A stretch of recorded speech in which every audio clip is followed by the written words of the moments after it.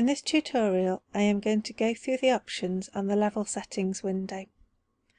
The first item is the level name. The next option is the end of level conditions. At the moment, this is set so there are 3 possible ways to end the level.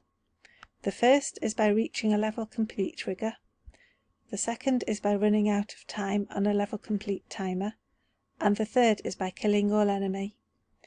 To set up a level which a player could only complete by killing all enemy and also reaching an end of level trigger, you would set option 1 to level complete triggered and all enemy killed, and leave options 2 and 3 blank, like this.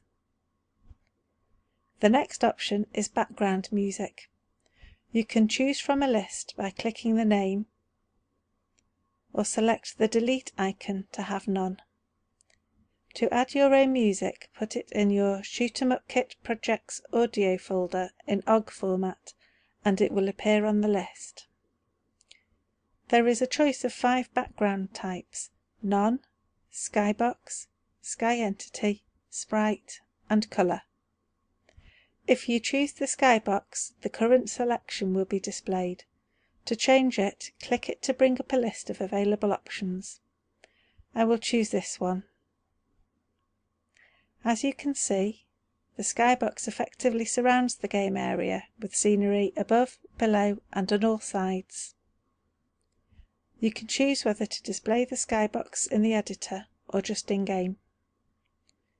A sky entity is similar to a skybox, but not a cube shape. If you choose a sprite background, you can click it to change it in the same way. Unlike the skybox, a sprite background is fixed.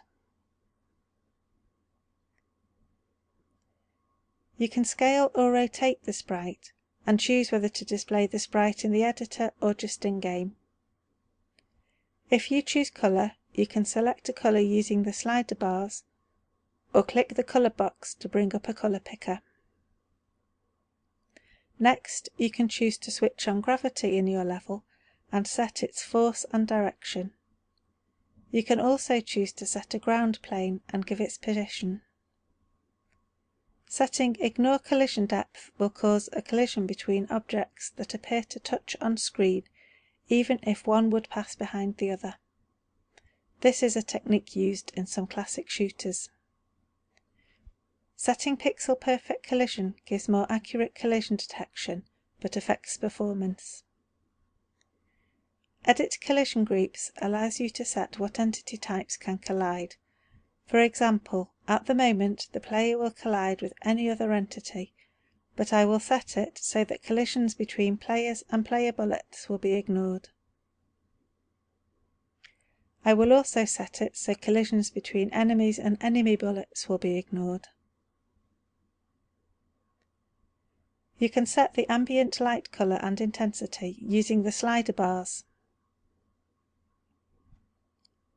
The colour can also be changed by clicking the colour block to bring up a colour picker. Post-processing is used to apply a shader to an entire scene. Common effects are blur and colour saturation. Some shaders are provided, or you can provide your own.